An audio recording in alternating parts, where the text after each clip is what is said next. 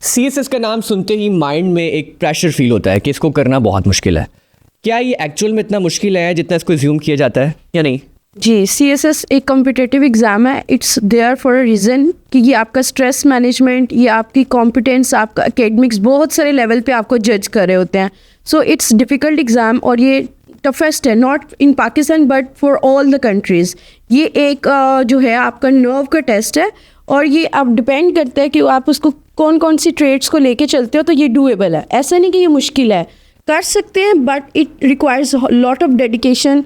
It depends, कुछ लोग इसको 6 मंथ में कर लेते हैं, कुछ इसको ईयर में करते हैं, but it's doable, but it toughest as well. Pressure को कैसे कम किया जाए? प्रेशर को हैंडल करने का बहुत आसान वे है कि आप चीज़ों को जो आप सिर्फ माइंड में हैं उनको पेपर पे ले आएं। आप ये कहते हैं कि मैं ये करूँगा वो करूँगा, यू आर योर बेटर जज। तो आप जो सिर्फ सोच रहे हो उसको सिर्फ सोचना नहीं है, उसको करें। हमारा ये एक डिलेमा है कि हम सोचते ज़्यादा हैं और डिलीवर कम करते हैं, एक्शन पे लैक करते हैं।